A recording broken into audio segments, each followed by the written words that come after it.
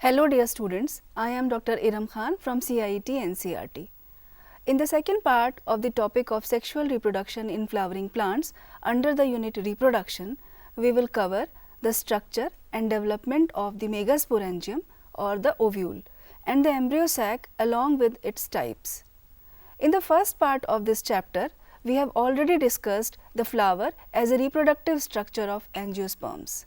The male and female parts of the flower, the structure and development of microsporangia and the pollen grain, which represent the male reproductive part of the flower.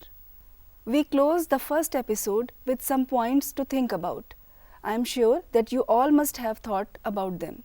Let us discuss them first. The first point was why the exine of the pollen grain is too hard.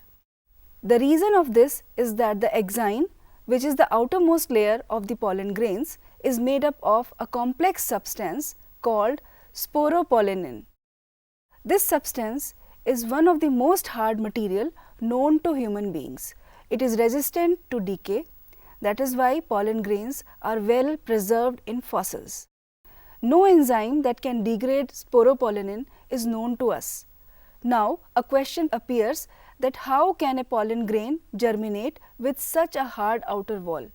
The answer is that for this, pollen grain exine has prominent apertures called germ pores, where sporopollenin is absent. The germination takes place through these germ pores. Nature has made the exine so hard because in the process of pollination, the pollen grains have to travel a long distance and face various harsh situations. The hard outer covering helps to keep the germinal material safe before reaching its destination on the stigma.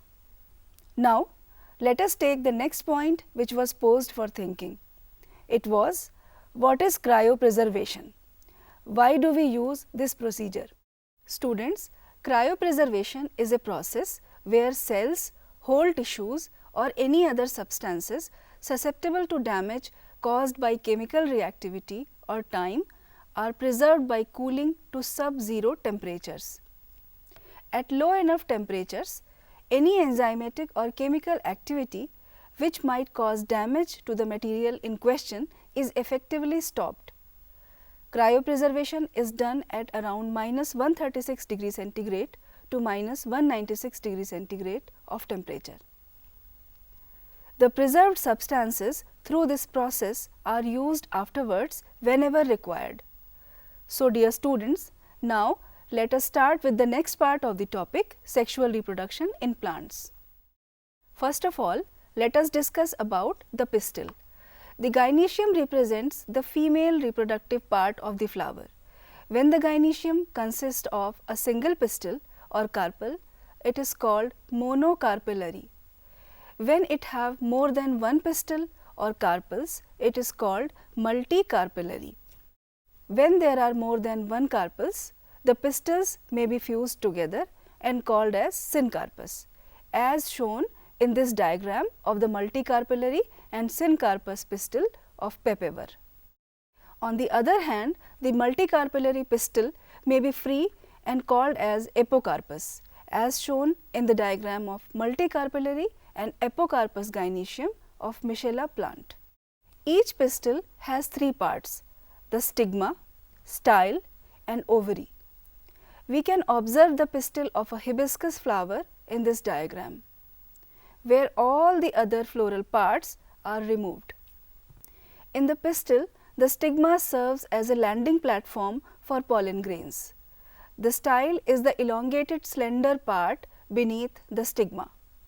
The basal bulged part of the pistil is the ovary.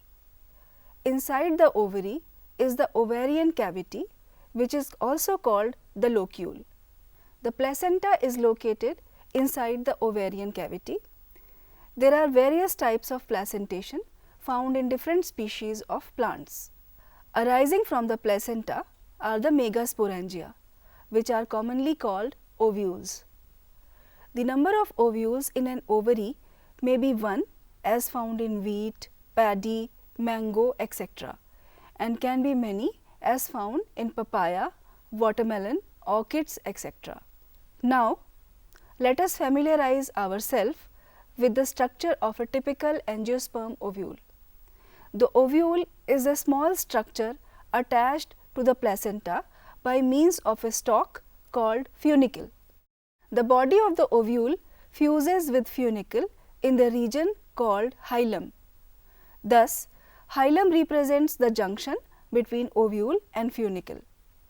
Each ovule has one or two protective envelopes called integuments. The parenchymatous tissue inside the ovule is called the nucellus. Integuments encircle the nucellus except at the tip where a small opening called the micropyle is organized.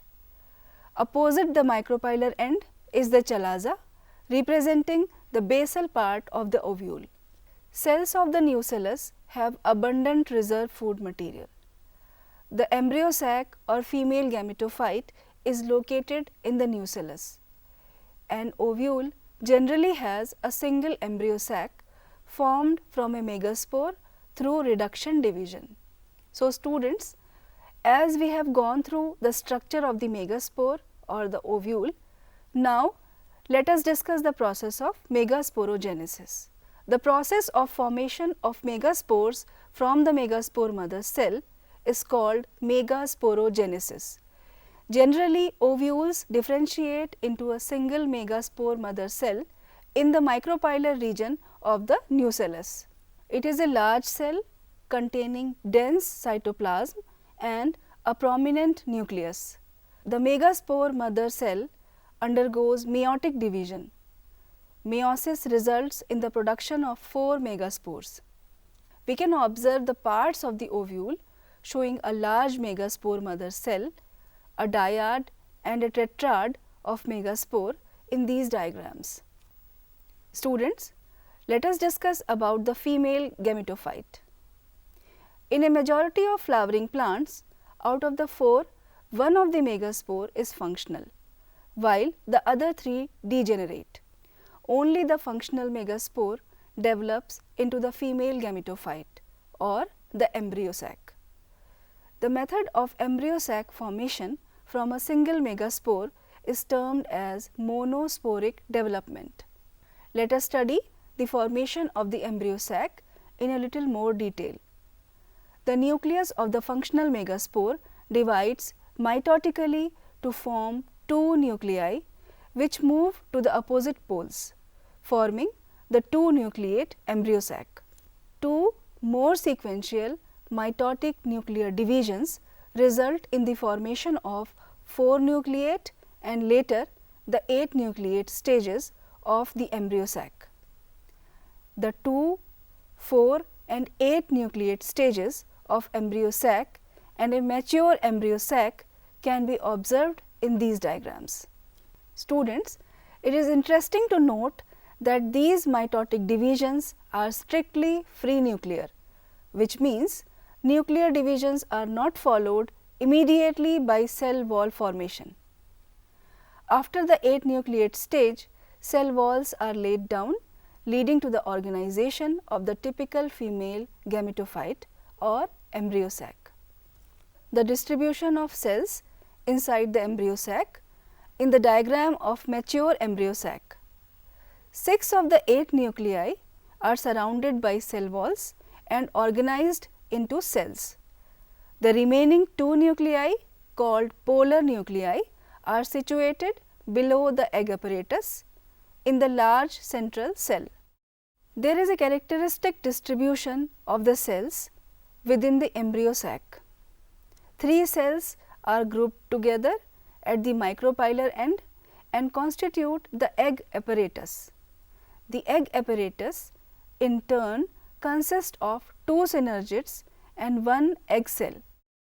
The synergids have special cellular thickenings at the micropylar tip called filiform apparatus, which play an important role in guiding the pollen tubes into the synergid. 3 cells are at the chalazal end and are called the antipodals. The large central cell has 2 polar nuclei Thus, a typical angiosperm embryo sac at maturity, though 8 nucleate, is 7-celled. The 8 nucleate embryo sac development was first studied in Polygonum. Hence, it is also called Polygonum type embryo sac. Students, we can observe that at maturity, the female gametophyte or embryo sac almost fills the ovule and the nucellus is almost used by the embryo sac. A fully developed embryo sac with the nucellus, integuments and funiculus together constitute the mature ovule. Now, let us see the types of embryo sac. Students, here we should mention the name of Dr. Panchanan Maheshwari, who is also considered as father of angiosperm embryology in India. He has classified the female gametophytes of flowering plants into 3 main types. This classification is on the basis of the number of megaspore nuclei taking part in the development. The types of embryo sacs are, first one is monosporic embryo sac, the second is bisporic embryo sac and the third is tetrasporic embryo sac. So friends, with this we have come to the end of the second part of this lesson on sexual reproduction of flowering plants. Here we have discussed the structure and development of the megasporangium or the ovules and the embryo sac along with its types.